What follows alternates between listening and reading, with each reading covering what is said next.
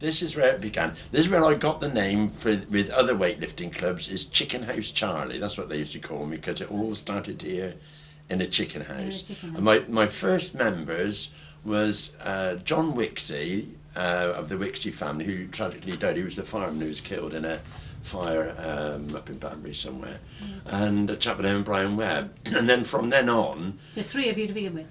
Yeah. Yeah. Yeah.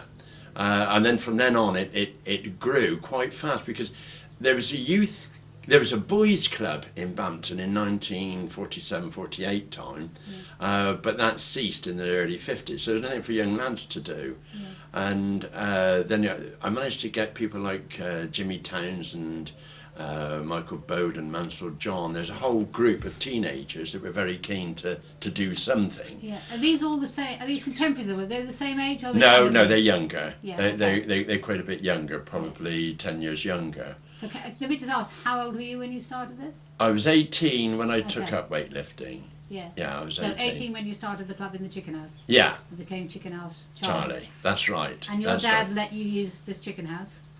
Yes, providing I wanted a new window put in, and he said, yeah, you can have one if you pay for it. So Farmer and Stroud put the new window in for me. Yes. Because there was no boys' club in those days in Bampton, there was very little for lads to do. And I remember one summer when I managed to get a lot of interest with the local boys, they would all come down here in the harvest time. Yeah. Well, Dad didn't mind us using these facilities because the lads would go and help load up bales of straw, bales of corn and that sort of bags of corn and all that sort of thing. Yeah. And so all these kids would have something to do. Yeah. They would love driving the tractors and that. Didn't want paying for it. Yeah. And then they would come and have weightlifting in the evening. Yeah. And then the first thing I realised that you've got to do if you want to get anywhere in this world is publicity. And of course weightlifting was an odd thing. The reason I took up weightlifting I was going to ask you that. Yeah, I preempted that. I thought it might be to impress the girls, actually. No, not at all. Not at all. Okay. I was very shy in those days, actually. No, the idea, because Dad had just started up in business, he started up in business in 1948, and Terry and I could not have time off to do sports. I've always been a very keen sportsman. So cricket, rugby at school, providing it wasn't on a Saturday, I could do it. If it was on a Saturday, then that was it, forget it. And so I couldn't take part in village sports. It was team sports. And I thought, well, somebody had told me a lovely story. Albert Woodley had told me the story of a friend of his who was very, very strong and did terrific feats of strength. A person by the name of Brian Crew from Farringdon. And he introduced me to this Brian, and Brian showed me exercise to do, and I started off with a broomstick and 2 buckets of water. So when I lifted that up in the air, I then put some more water in, and then of course if I didn't manage it, then the place was flooded. Yeah, exactly. You had a few accidents. Lots of accidents. So that's how it started, and then the Christmas of 1956, Dad was convinced I really wanted to do it, and bought me a barbell set, and some of those weights are still in the Bampton Weightlifting Club to this day. That is a fantastic story at the beginning. Weightlifting is such a wonderful sport that you can measure improvement weekly. Fantastic. So John and Brian would probably manage £100 on for a couple of weeks, then fine, they can do 105 or 107.5. Yeah. So they would go and talk to their friends. And then straight away I had people like Jim Townsend, Robin Connaughton, Michael Bowden, Mansell John, all local kids. They would come along, and we found we had this terrific nucleus of young lads. So we then got ourselves registered with the British Amateur Weightlifters Association. Once we became members of the British Amateur Weightlifters Association, that enabled us, like judo, to get gradings.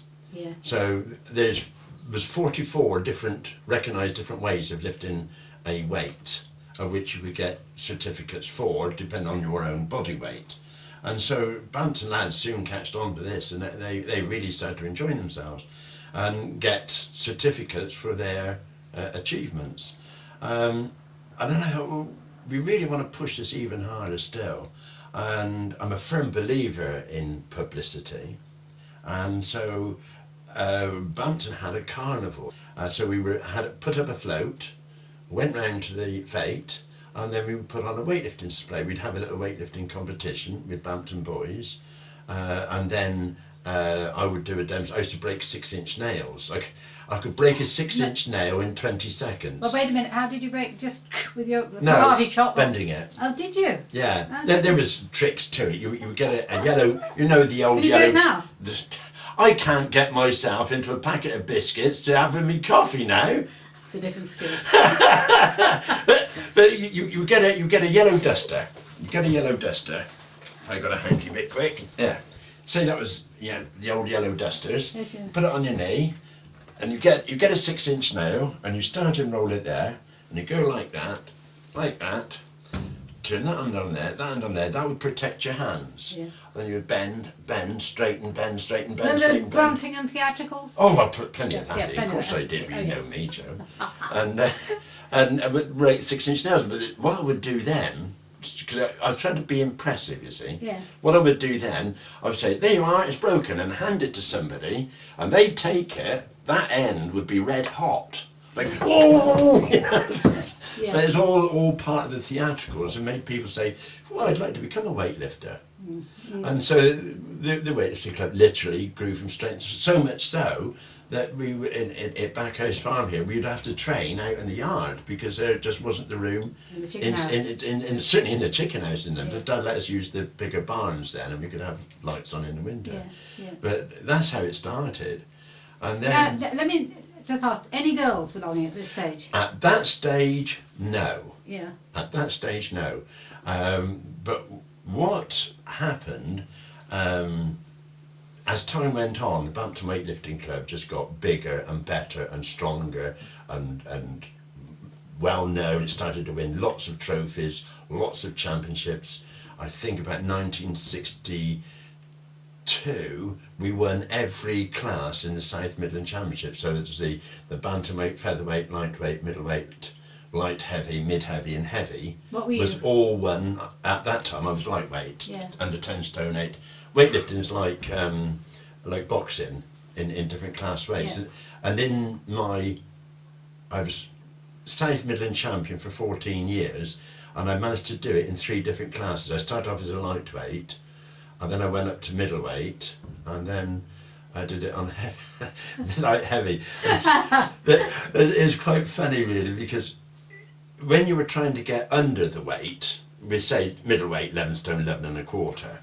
So you go to the championships and you weigh in, and maybe you're 11 stone 11 and a half, and you say, "Can you give me a bit more time, ref?" And you go and you sweat away and you wriggle it all off and jump up and down and come away in again and wipe your dry yourself, good drying, and run water on your wrist to make you go to wee so that you can get rid of as much liquid as you can, and then you would probably weigh in 11 11 and a quarter. But on the time I wanted to weigh in at over 11 11 and a quarter to become a light heavyweight, I had to do the reverse, and the referee wouldn't let me.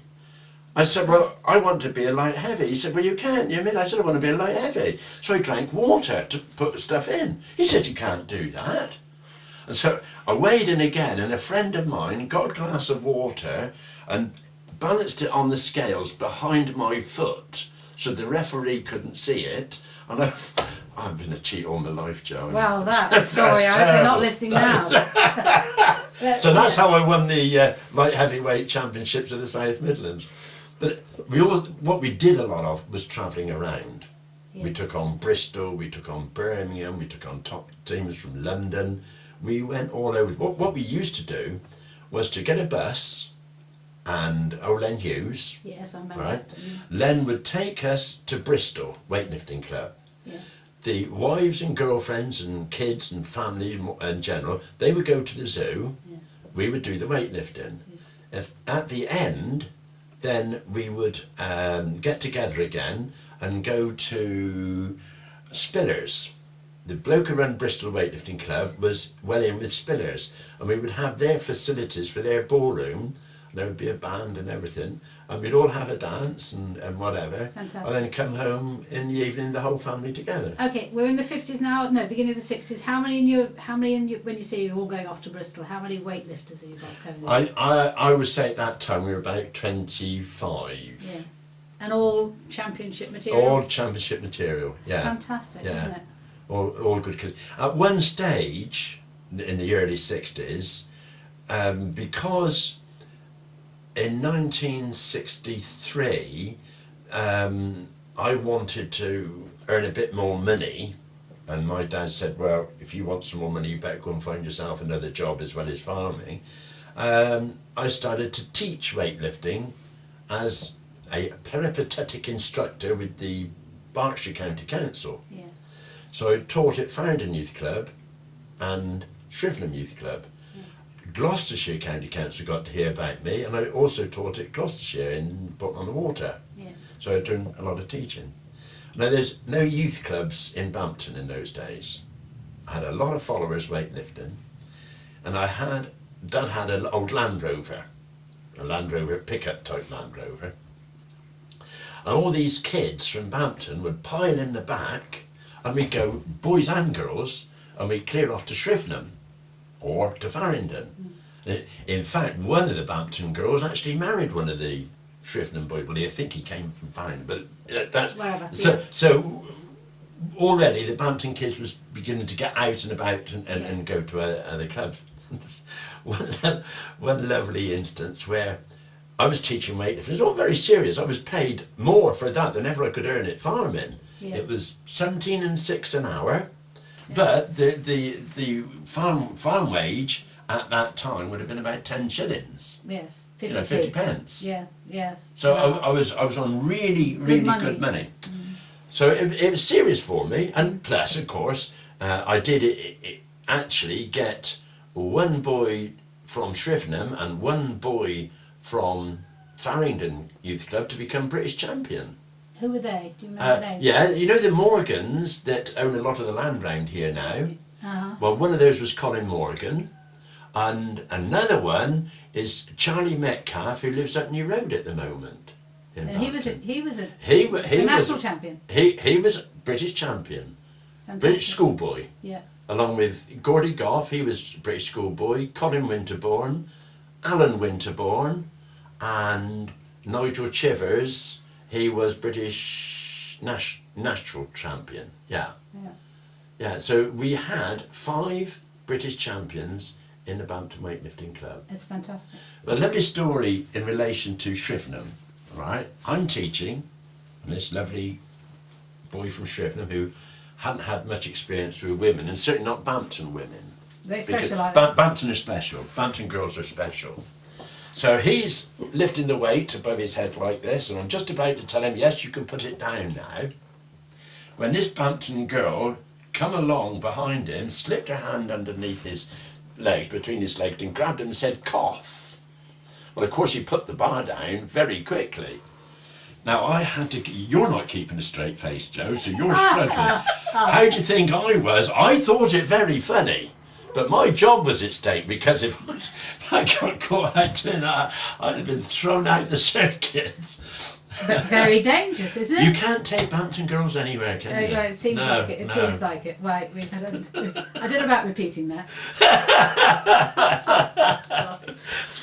Yes. Yes. So yeah. It doesn't sound like she was a serious weightlifter to me. No. The most serious girl I had at that stage was the local Express Dairy manager's daughter, because all our farm milk had to go to Farringdon in churns in those days, and his name was Gebby, and his daughter was British schoolgirl hurdling champion, 80 metres hurdling champion, and she came to me over at Farringdon to do her training. In those days, Joe, weightlifting was reckoned to make you slow. Slow-witted or what? No, slow in your movement, because trundling along type of thing, big and muscular, muscle bound and all the rest of it. And we, as instructors, we had to try and fight that. Yeah. I mean, we had to try and put over the story that weightlifting for fitness, power training, was very, very important to athletes. So I managed to have her there. I've had javelin throwers. Was she slim and pretty? Or was she a hefty wench? No, she was very slim. Yeah. All girls are pretty, Joe. I've never come across an ugly one yet. Oh, right, okay. But, I managed to convince her parents that the need for weight training. Yeah. You talk to any athlete today, we're now in the year 2007, and if they don't do weights, then they're nowhere. Even top golfers of that day, they were using weights. Yeah. The Americans were certainly into weights early, but you could not get people to accept weight training as an aid to speed and to fitness. Yeah. It's totally different now, as I say, but in those days it was a big struggle for us to convince people. John Taylor, who used to own Market Square Garage, he come to me for weight training for ski jumping, water ski jumping. Yeah. So I've had quite a few top people come along to improve their other sports. Yeah. Judo, I've had a lot of judo people. Yeah. Come along. You've got the national champions. Have you got anybody who went any higher than that? Alan went. Well, we had a Philip Brunt. He won the national award for the most improved junior in Great Britain. It's an award called the Lavender Award. He'd won that. Colin Winterbourne represented Great Britain in international matches.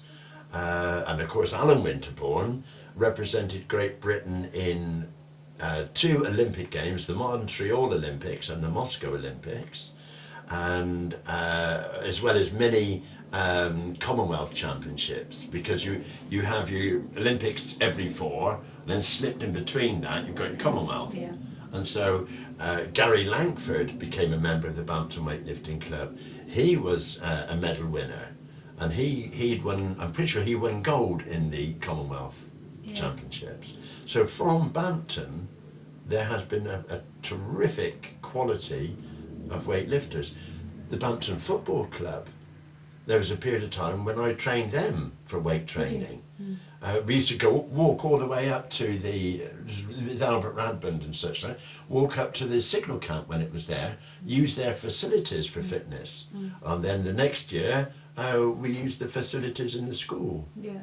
I know your dad bought your first set of weights, but you've got all these boys traipsing in for weightlifting. What are you using at the beach? I mean, it's not just broom handles with buckets. No. How did you afford it? We did all sorts of things to raise money. Dances. When we used to go around to these fetes, as I say, putting on fete display, and we would charge them. Yeah. We would go all over the place.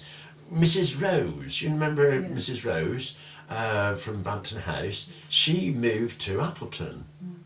And the day we put in a brand new concrete floor in our gymnasium, because by then we'd moved to Lou, put a brand new floor in the morning, and we went put on a weightlifting display at her fete at Appleton. Alvescott, Carterton. I broke a South Midland record at Carterton, and the referee was there, and we had to take the weights and me around to the co-op, where I had to get undressed in the co-op and weigh on their scales to prove that I was under the required weight limit, and also that the weights weighed correctly. So the headline. Just go back. So you got. How old are you when you get this? When you make this? That record. I would say 23. 23, and you lift how much? 200, and I think that on that occasion was about 280 pounds. Yeah. But of course, youngsters are doing a lot more than that. Are nowadays. They? Oh yeah. Yeah, you'd be surprised what they're doing nowadays, these kids. But yeah, so fundraising. So we would then put on dances to raise money. I got a thing there somewhere that says Ali and the Condors played. They're from Bourton on the Water, and they played in Bampton WI Hall. And all the kids and the girlfriends and wives, we'd have a smashing dance of an evening in the. And there's never any trouble, because you had big weightlifters. If there's any trouble, they were gone. You know? You've got your own bouncers. Well, they're built in, weren't they? Yeah, absolutely fantastic. Yeah. And it was lovely. It was Bampton. It was a lovely atmosphere in that era. Absolutely fantastic. And then the wives of the weightlifters, they got together because we wanted to raise money for an international bar, which on today's values would cost you about £1,000. To get the same thing today would cost £1,000. And they all got together, so we had jumbles in the WI Hall. Yeah. And that's a good thing to have. In those days, all they're queuing up outside the doors, you're up the door and they're...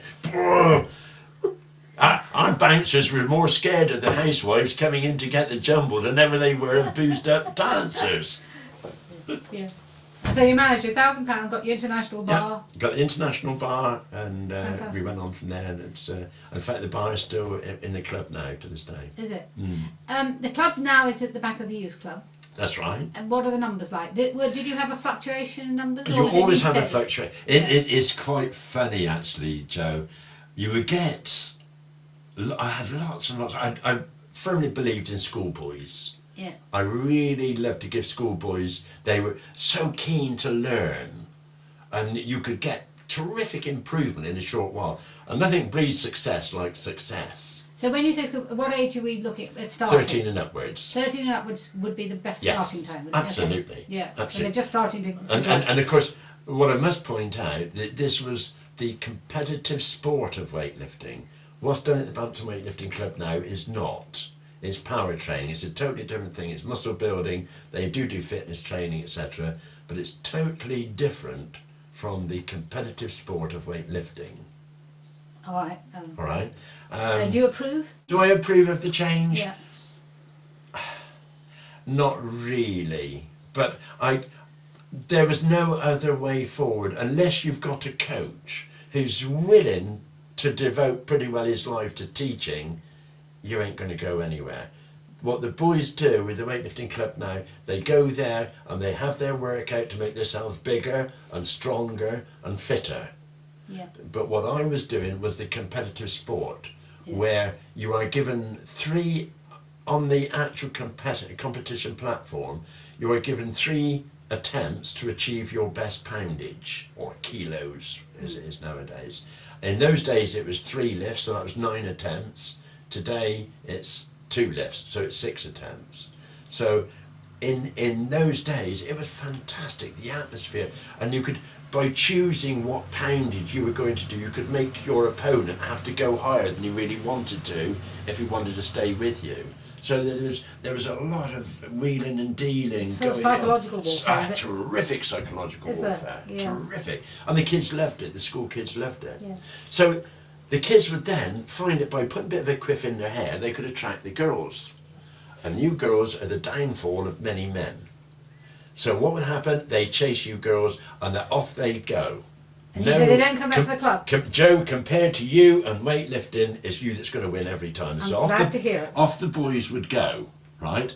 And then about 8 or 9 years later, they come back with a paw and say, "Hey Don, what can you do about this?" So yes, your numbers would fluctuate. Yes, so you lose them for a while. And actually, Joe, seasonal. After Christmas, everybody wants to get fit. So you would have a terrific influx of lads wanted to come weightlifting. Yeah. Come the summer, or come the spring, Easter time, they've had enough of it. Yeah. Come June, July, holidays out, I want to look good on the beach, so they get training again. Yeah. Okay. And fade off. And come September, October, what am I going to do myself? I know what, I'll go back weightlifting. So you had the real enthusiasts who would even train on Christmas Day. Alan Winterbourne actually cycled all the way from Aston in that bad winter of 1963, would cycle up to Lou to train. That's what makes British champions. Somebody who's as devoted as that. Supposing I go along as an elderly lady now, right? Can they give me a regime to make me fit? I mean, can it take anybody? The Bampton Weightlifting Club, as it is at the moment, there are quite a few girls round there, but they are more the girls in the prime of life. Sorry, Joe.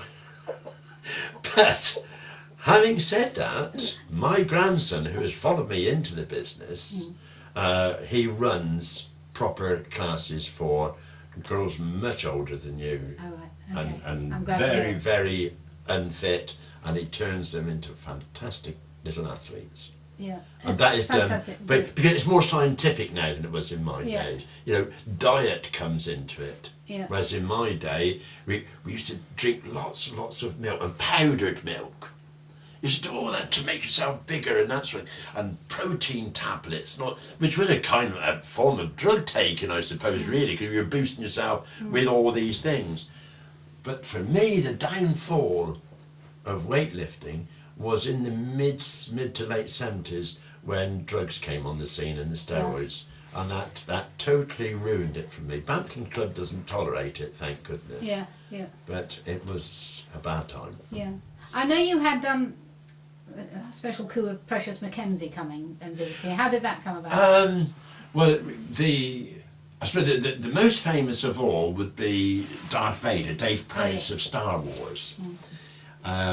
He used to lift for Bristol Weightlifting Club, and so we used to go to Bristol, as I said earlier on, and Dave would be competing for Bristol, and he actually came to the WI Hall in Bampton, and there was 2 lifts to go. If I succeeded with my weight, he had to succeed with his to win. I succeeded with my weight and he didn't, so Bampton won. Darth Vader took a tumble. It wasn't fixed. No, definitely not. Fantastic, yeah. A fantastic character, so that when Bampton Weightlifting Club celebrated 25 years, he actually came down, stayed with me, and he presented all the prizes. We used to have lots of prizes for the best junior and the odd lifts, as we used to call them, and the most improved lifter, and the best boy in the club, not necessarily the lifter, but the one who does more for the club. And so we had lots of awards for that, and all that, of course, is very great incentive for the lads to do more. But on the opening of our nucleus, I said when Mrs. Rose had her fate, we put in a new floor in that. We gave it publicity, as I've always done. Any excuse for publicity, I'm in there. So I give it bags of publicity, and we had Northampton come down to lift against us, and Precious Mackenzie was in the Northampton team, right? So he came down, and Mr. Pickard, you remember Sid? Yes. He was our chairman. He actually got us onto a business footing. We were just a group of lads till about 1961. We were just a group of lads doing weightlifting, raising a bit of money for ourselves and doing it. But Sid come along, he said, well, what you want is a constitution, you want rules, you want a bank account, you want this, you want that. And so he really set us up. So when we got this new floor in the club and decorated the club, we got Precious Mackenzie come in. Right, let's get the press in. So we did. So the press came there, took pictures all over the Whitney Gazette, all over the Oxford Times. Right. And 1 week later, a letter from Oxford County Council. We understand that you've been and altered the old school at Lou, and therefore we want rates. So they screwed us for rates. And so from then on I had to pay rates. But so publicity isn't always a good thing. It's a terrible story, isn't it? The sting in the tail, and not the sting in that tail. Yeah, no. Yes, I want to know about the MBE, because I assume it was associated with weightlifting, was it? Well, you are vetted over and over. Once you're told you get the award, and you are told today is going to be your day, be at the Palace at such and such a time, here's your pass, there's all the rest of it, you can take 3 people with you. So it worked out well. I'm a man with 2 children, so a married man with 2 children, so that worked out very well. And the lovely lady in Bampton, when she heard about it, she said, you do realise, Don, you're going to have to learn to curtsy. So I know she got it wrong, but I jokingly learned to curtsy. So being the idiot that I am, everybody's nervous in the Palace. So there's this lady trying to learn how to curtsy, can it right? She was practicing curtsy. I said, no, not like that, madam, like this. And so I showed how to curtsy. You did? So you're all, there's one or two little drinks and a few nibbles while you're there, and you're being vetted, and there was 115 people getting awards of one kind of, so it's the knighthoods that go first, and then the CBE, then the OBE, and then as plods at the back. Okay. And several times they keep asking, right, what is your name, sir? Yeah, so you're there. So you're all fired up, lovely. And this goes on all the way round out back of the ballroom. And then you come on round, they keep asking, and the last time they ask you your name is just as you going to go into the ballroom. You're all filing and you're taking your turn, right, one at a time, and you get there, and chap says, Mr. Rose from Bampton. I said, Bampton? I said, that's the loony bin. He said, oh, I'm sorry, Mr. Rose, Bampton. I said, yeah, that's it, that's okay. So I'm stood there, and then you then go into the ballroom, and there's one more of these officers stood there, and then you've got the T that goes down, and Her Majesty is down there, right? So I'm stopped at the doorway. Here's where the bloke made a bit of a mistake there. And then you come next to this next sort of flunky bloke who stood there, and he's looking very serious.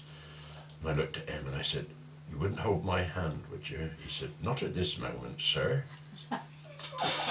So you wait for that man or woman to finish her bit with the Queen, and then you have to step back, then do your bow. So you do your bow first. You come up to that T, when your name's called, so you stop there. When your name's called, you do your bow so you don't headbutt Her Majesty. Then you walk up to her, and then she pins the medal on, see, and so on and so forth. So you wouldn't hold my hand, not at this moment, sir. Oh. So Don Rose for services to the community of Bampton. So it really makes you feel proud. The name of Bampton in Palace. Yes. So went up, turned, bowed, walked up to the Queen. Now behind the Queen is two sort of flunkies. One there with a cushion with your medal on, and one here with a clipboard. Now the Queen, bless her heart, she has studied every single person. And so she'll have a keyword. So she gets the medal, and the flunky there whispers in her ear, weightlifting, right? So leans forward, and you've already got the clip there, so she's not going to pin you and make you go out. They pin this on a hook, right? She said, I understand you're into weightlifting. I said, well, ma'am. I said, that's not my main claim to fame. Oh. I said, my main claim to fame is that I took 106 old age pensioners with dispatchers to Weymouth, and I only came back with 104. And for that, Mum, I apologise. As quick as a light, she said, well, they must have been enjoying themselves. That's fantastic. Absolutely brilliant. Yes, absolutely brilliant. Like and that. So, yeah. And there won't be many people, actually, who tell us a little story. That's quite good. No, very good.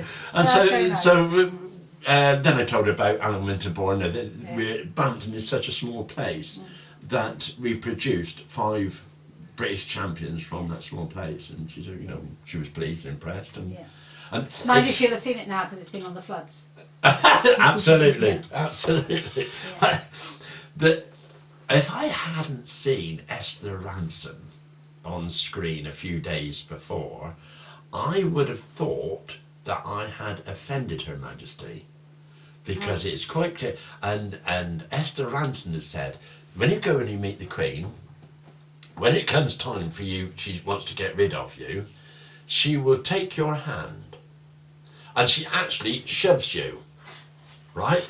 Now, if I hadn't seen Esther Ransom say that on telly, because it's quite hard how she does it, she literally pushes you. And I thought, well, I've offended her. But it's not, because as Esther Ransom said, that is how she does it. She gets rid of it. Well, she takes a risk, doesn't she, doing it with you, because you're a weightlifter. I thought you were saying I'm a charmer. Oh, come on, Joe.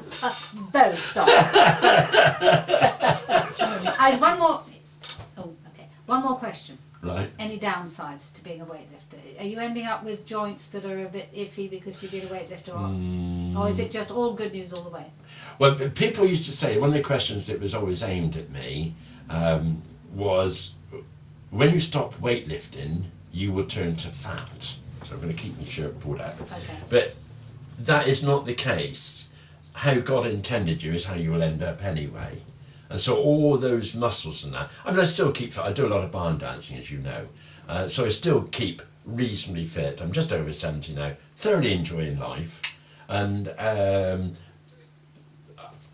joints, I got a bit of knee trouble, then footballers get that. I think my knee trouble is I've been such a sinner that when I go to church I spend so long on my knees it's a job to get up again. Okay, nothing to do with weightlifting. Nothing to do with it. Okay, that's great.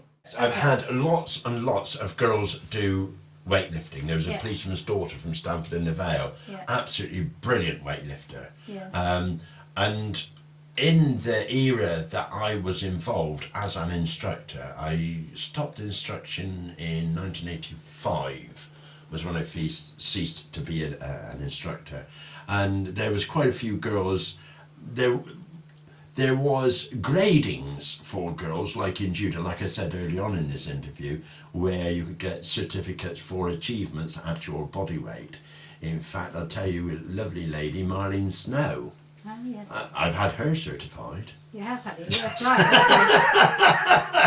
Right, there we go. It's on record now. She did a fitness course that laid down certain requirements, and she achieved it. Both her and Roger got certificates for their achievements.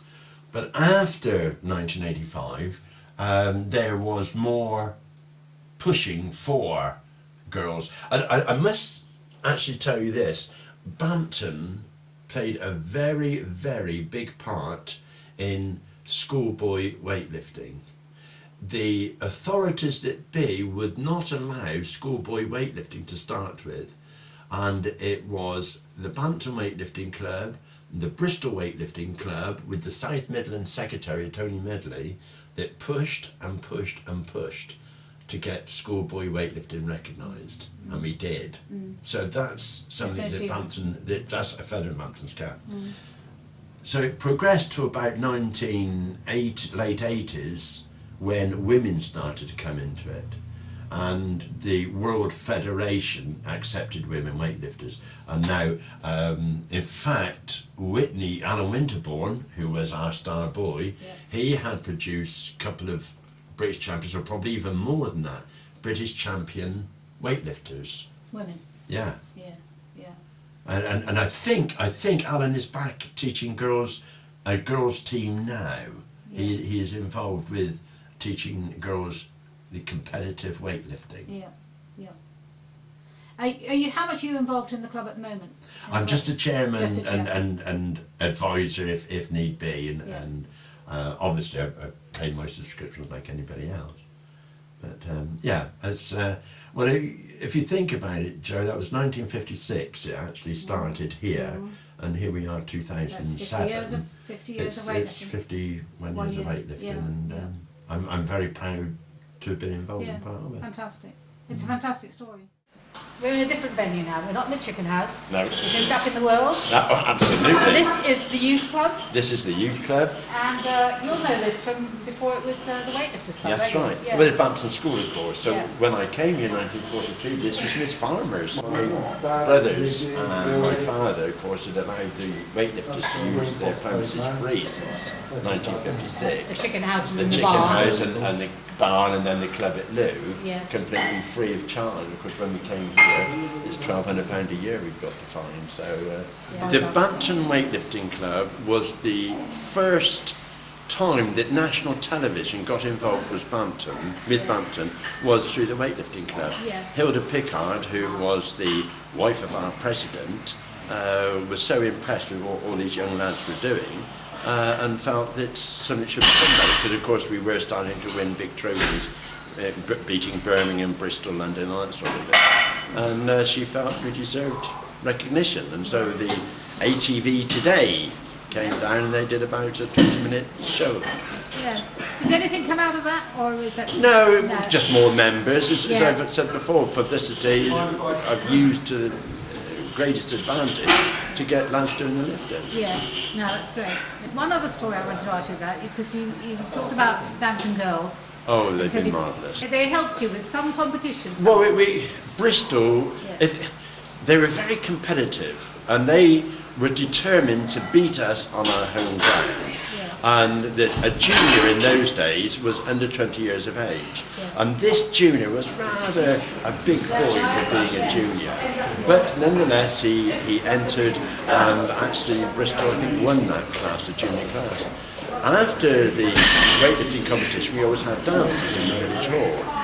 And a Bampton girl, bless her heart, allowed herself to be chatted up by a Bristol boy. This Bristol boy who claimed he was a junior went outside with him, which I thought was very kind of her. And after sort of half an hour to an hour, she came back in and said he was lying because he's 25, he's not under 20. So it was very kind of her to go to those lengths, it's a bit of the to put herself at risk with a Bristol boy outside the WI Hall in Bampton. Exactly. Yes, that was very good. Okay. But I mean, you get good and bad and everything. The Bampton Club years ago used to go to in Borstall's and approved schools and young people's prisons. One of the best things you can do in there is weight training, because it gives the youngster pride, self-respect, self-esteem, because you can build yourself up. And so to give them competitions, the Bampton Weightlifting Club would go visiting them. And we went to one right down on the south coast, went to this prison, pulled up in our cars, we were given special passes and told that whatever you do, you must lock your cars, be very secure about everything. So we got in and started to weigh the lads in, and I'd forgotten my bookwork. So I thought, oh, I better go. So I got permission, left, went to go out to my car. As I went through these boys, the boy looked at me and recognised me. He said, "Hello, Don." He said, "What are you doing in here?" And it was a lad I used to teach at Shrivenham. Is that right? Inside. Ended up in Boston. One further question. You talked about your club in the beginnings being about competitive weightlifting. Yeah. And this is about about this firming up. But so if somebody wants to do the competitive type of weightlifting, where would they go now? Well, there's two kinds of weightlifting. There's your power set, and in fact we have a British champion here now on the power set, and ours is what was known as the Olympics. Okay. To do the Olympics nowadays, Whitney have got a club. In fact, Alan Winterbourne, who was our star boy, is now teaching girl weightlifters for the sport of Olympic weightlifting. Okay. So that's where you'd have to go for that sort of Yes, and we call this something else. We call this, what do we call it? Powerlifting. This is bodybuilding, fitness and bodybuilding. Okay. It's Ray Fielding. Ray Fielding. And what is your position here? The current weightlifting secretary. I've been current for weightlifting secretary. years. So you organise it all? Yeah, that's right. And this is called power weightlifting, is that right? It's a mixture. Oh, it's a mixture. Tell us what exactly it is that goes on here. I mean, I can see what's going on, but I want you to describe it. Yeah, the club was originally set up for proper Olympic weightlifting. Yes. So you got 3 different disciplines in that, and they compete at the Olympics. Now we've moved away from that. No one really does that down here. It's more of a lift of powerlifting, which is your big 3 exercises, which is your deadlifting, bench press. Which deadlifting is pick up as much weight as you can off the floor. Okay. There's no real technique to it. Just brute strength. There's no real technique? No. Okay. It's just as strong as you can be. It's really just grip it, pick it up, so you lock out your knees.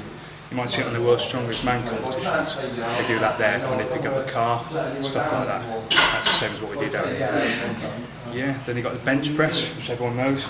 This one here. That's a bench press. That's lying down and... It's lying down and again, just touching the weight to your chest and then bringing it all the way up to the top again. Okay. That's the other discipline. And the third is squatting, where you put as much weight as you can on your back. And, on your back? You have the bar across the back of your neck? That's right. Yeah, and you just squat down. And up again. Yeah. Again, that's another exercise you see on the World's Strongest Man.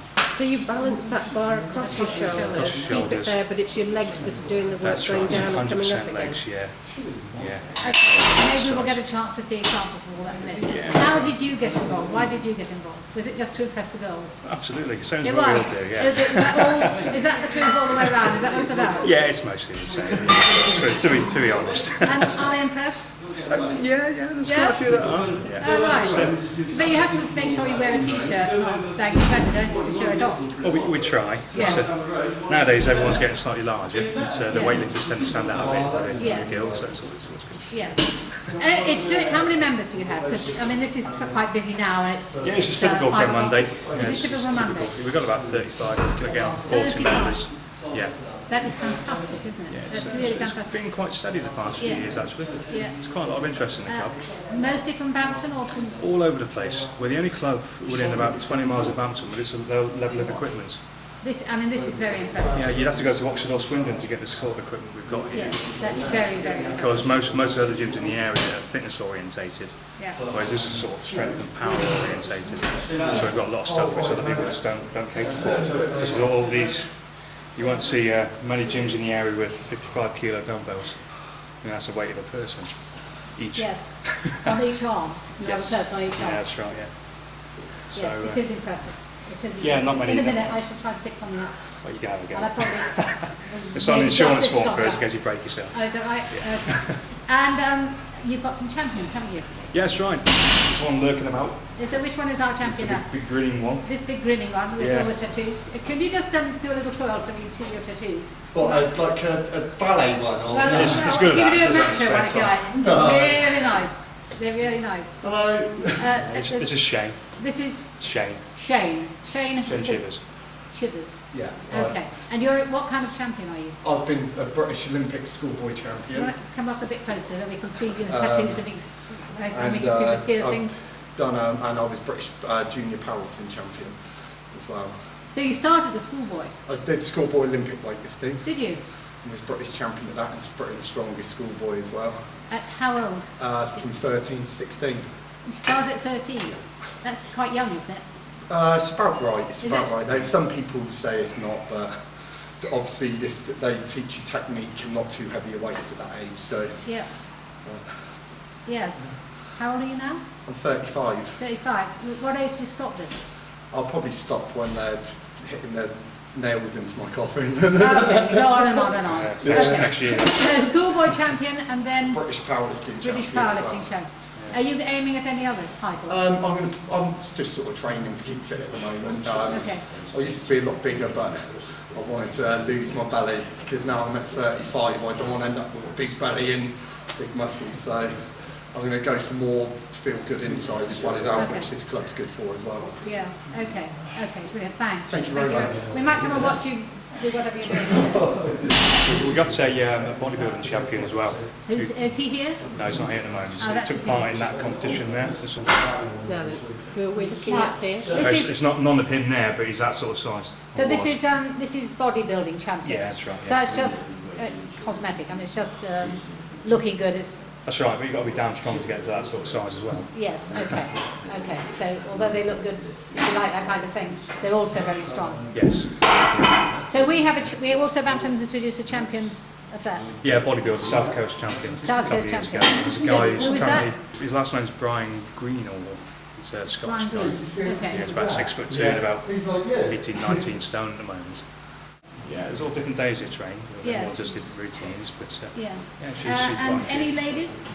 Not at the moment, no, it's lady free at the moment. Let's say do you prefer it that way? No, it's nice to have a bit of a mix. Is it? Yeah, Okay. we've had a couple of girls down here training Yes. away. So Yes. good Are they guys. good?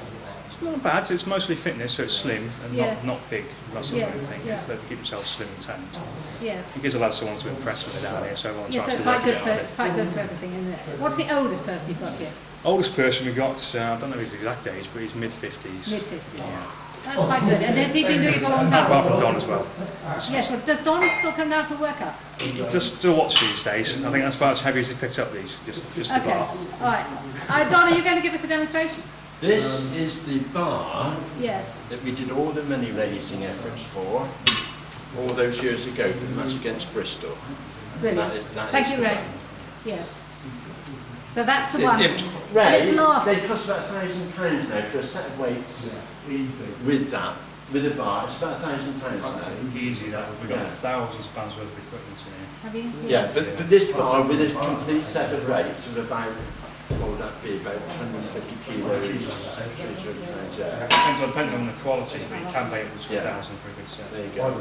And Don, the one that your dad helped you buy right at the beginning, did he not give you something for it? No. I see there's some odd weights about these.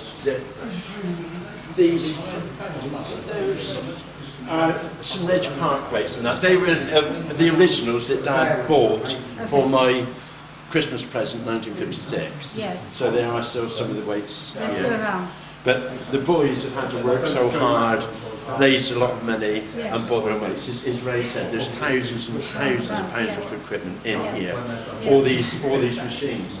That one over there, several £100, just that there. It's amazing. But the body Yeah, solid. Ray, the leg press machine, how much does that cost about? Nearly 1,000. There you go. That's the Yeah. sort of money these lads have had to keep raising Yeah. to get Then, themselves equipped. Ray, come back in a minute. Is it raising money? Is it just from subscriptions, or are you going around doing performances and things like that? No, just subscriptions. Just subscriptions? Yeah, just subscriptions. And last year we had a charity fundraising event. Yes. Raised £1,300. That was for a specific cause. Yes. That was that's where Steve won his trophy. Oh, right, He tried to okay. lift 1,000 tons. Did that in a day. Oh, that's the trophy for lifting the most weights in a day. That's Okay, right. we'll get better talk And to that's, Steve, haven't we? have you told them what it was all about? Yeah, we have one of our members, Neil Thacker, was killed in a motorbike accident last year. On Loom Corner. I didn't know that, right. So to do something for his mum and dad didn't want any flowers, or the charity they nominated was the air ambulance, Yeah. which came out to try and save him. Yes. But so it's privately funded, unfortunately. So Yeah. to keep them guys going, we lifted 1,000 tons in one day. In one day. We got sponsorship for it. One person lifted 1,000 tons. No, or between between us. you. Between us. Is that because I'm so I mean, that's a worried million kilos, 1,000 tons, so it's quite a lot. about- A lot of bags of sugar is all I know. Yes. Next Steve one, there's a guy skipping in the background. Yes, I think okay. it's Let's say it 120 again. tons. Steve Chivers. Steve Chivers. Steve Chivers lifted the most. You've got to say that. Yeah, he's got We'll picture in his we'll face ask him now. in a minute. We'll have him in camera. Can we pan in on this guy skipping? Can you talk and skip at the same time? Yeah, That's fantastic. Can you laugh and skip at the same time? But one of the nice things about it, looking through all the pictures now that I've got in the records there, Yeah. the Chivers family have been a strong part of Yeah. Bampton Weightlifting. Two of their uncles and their father, I'm just reading an article, in fact it will be on the screen, their dad was 18 when he started weightlifting for us. Yes. So we've got Steve and Shane. Two brothers, Chivers family, and your dad was there before you, Yeah, Jim Chivers. Jim Chivers. Bottom shop. What does that mean? Going into shop after you? Just where I totally overloaded myself. I actually physically was a crying wreck where I put myself right through it, Yeah. really right through it. Yeah. And that day I actually squatted 270 kilo for 10 repetitions as well. I didn't change my training schedule whatsoever from my normal training session. I just went at it, all the heaviest weights I could possibly lift. I didn't lower my weights to try and get more reps in with extra weight. I just trained as normal, which was quite a good So thing. at what time of the day did you start? I remember, was it about 9, 10 9 o'clock? in the morning, I think. 9 in the morning, you finished what time? About 4. And we had a couple of quarter of an hour breaks in between. Yeah, it's pretty much all there. And then you went to shop. I'm not surprised. Yeah. Mate, later on that night, Mum and Dad did a barbecue, Yeah. You would need it. and I couldn't eat anything. You couldn't eat anything. I just went laid on the bed and cried. That's extraordinary. Yeah. Yeah, that is But extraordinary. I am a sucker for. I train quite gently, but if somebody throws a gauntlet down, then I'll take it on. Right. Without a shadow of a doubt. Okay. That's why I'm the strongest in the gym. Yes. I'm not going to sort out between these. Sort it out later. Well, all the rest are laughing, so I don't that's got that too. Right, now the other thing I want to ask you, because I haven't seen tattoos like this before, so we've got to both in turn. So we'll start with Steve. Tell me about your tattoos. Well, my tattoos are done We'll by. do some close-ups if we can. It's done by a man in Oxford called Curly Moore. Curly Moore. Curly Moore, that's his nickname, Curly. Andreas or something, his name is. I've known him since I was 16, lost contact with him, found contact with him, and then he's probably one of the best tattooists in the whole of York. My tattoos are along the lines of tribal, Khmer, Maori, Indonesian. I try not to copy any directly, because I feel it'd be an insult to other people. Yeah. But the tattoo on my back, Yes. that's American Indian Oh, yes. artwork, and as you Yeah. can see, it's got Costino right through the centre. Yes. Costino is our Indian tribe. My grandfather was over during the war, was an American GI, met my grandmother, and he's a full-blood American Indian. So you've really got the connection there, that's fantastic. Yeah, coordinated American, that particular tribe. Yeah. That's fantastic. Okay, Shane, what about yours? Mine's done by the same guy, but I went for more Japanese style. And a lot of mine are cover-ups because I've had girls' names all over me.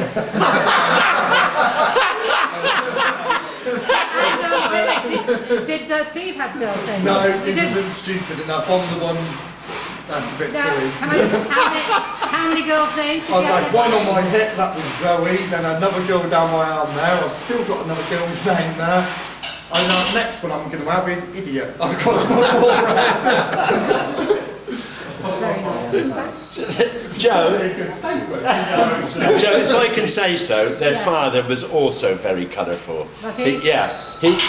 When he was training with us, he had long hair. Yeah. Then he decided he wanted to have a Mohican. So he shaved there, and had this lovely Mohican. That must be unusual in Bampton. Absolutely. Yeah. He got fed up with that and then shaved the lot off. And so there he was going along with 2 brown stripes and a white stripe, looking like a Wessex saddleback. But another thing about their dad, he was a fantastic character, and when he could whistle just like a blackbird, and he could mimic a blackbird. Yeah. And when he got the weight above his head, a big competition, we said, right Jim, give it the blackbird. And he'd hold the weight there and he whistled like a blackbird. Well, if the referees were in any doubt about it, they were just curled up laughing and they gave him the lift. Yeah, so they deserve it, yes. So they're a colourful family. Yes. Absolutely brilliant. And you're really good too. I mean, it's just not big posers. No. It's really good, worked really hard at it, it's fantastic. Well, I was going to compete in a bodybuilding show this year, which was a couple of months ago, but I actually tore my bicep off my arm, so I had to undergo a big operation. So it seems like every year I'm going to compete, I have an accident. So, And if you do this, the bodybuilding, they don't mind tattoos in that? Well, the stuff you paint on is so dark, it's almost like creosote. Even the black bodybuilders paint themselves with it, because the blacker you are, the better it shows off muscle definition. So the tattoos would be just hidden. But I'd rather do strongman, to be honest. I have learnt so much today, it's unbelievable, it's fantastic. And you've all been wonderful because they've talked about it, it's fantastic. It's been a real pleasure having you come down. Thank you. I think it's great, and I think actually Bampton will love it. Bampton Film Club won't see anything like this. And it is lovely, Joe, that at our age we can still learn a thing or two, isn't it? It's fantastic, thanks. Brilliant. We are still learning. Yeah, absolutely. Okay. Absolutely. Lovely. About 10. That's about 10. That's about half. Kilos, yeah. No, these kilos aren't pounds. Okay, we'll do pounds. What do you want, pounds? It's 11 pounds. No, okay. So what should I do with this? I should go up like that? You need to, really. You need to balance yourself. It's another one. We can't have Joe an unbalanced lady in our gym. Okay, can I train what am I supposed to do? This. Okay, if I can do it, am I supposed to do both? No, that's right. And alternate. I can see the effects already, Joe. I should be... You're looking at biceps. Oh, sorry. Okay. Okay, go to the next range up. Let me just see it. It's on film. Oh, she is! That's how I left. You don't behave yourself, he's never done that in his life. He's going to get an X certificate, Joe. Give me the next one up. Next one out. Next one up. So unfortunately, he doubles in size because nobody really uses these. Probably not. You can lift it. Joe. Give me the other one to balance. Yeah, you can swear in here, Joe. That is done. I don't think I can do No. Wait, that's different. I can get up. I can do that. But that's not right, is it? Then give it to the healer. That's, to be fair, that's 1.5 stone you're going around there. Is it? What? No way. No way. You showed willing. I showed willing. But then that makes it more... Okay, Don, let's see you. Okay. I know, thank you. Right. It's great. It's really fantastic. It's a great achievement. You know, you starting it and you being it now. And they're keeping going. Really love it. It's fantastic. Really. Well, you're talking 51 years, Joe. Yeah, it's brilliant. That's a long time in any sport to keep it in a village. keep it It going. is, it's fantastic. We're not going, very city, we've got a really good thing there. It's super. Well, we do hope that when this film is shown and viewed later on, we know we are in trouble with premises because they're hoping to develop this, and it could be that we've got to move on. That would be tragic. Have we got this on film, this particular thing? This would be absolutely tragic. So what are we looking for? We're looking for, Don, we're looking for something like Hancourt Farm to give up one of its big rooms? No, what we would like is to stay here. Yes. What we'd like is to stay here. This is beautiful, it's ideal, it's central. Yeah. It's absolutely ideal for the lads. Yeah. But we know that Oxfordshire County Council want to sell the property. And that is starting to throw everything in turmoil. We are just hoping that either the parish can get it back again from the council or something like that, so that the Bampton Weightlifting Club can still stand here. For another 50 years. There's over 30 members on our list here, and so I think the Weightlifting Club's doing a service to the village. Yeah. And I think it should be allowed to continue to do so. And if there's any help anywhere, then we're looking to it. But we would love to keep this building. Yeah. So I hope when you view this, we haven't had to move away. Yes, well, let's hope. Let's hope. Well Absolutely. done. Thank you very, very much.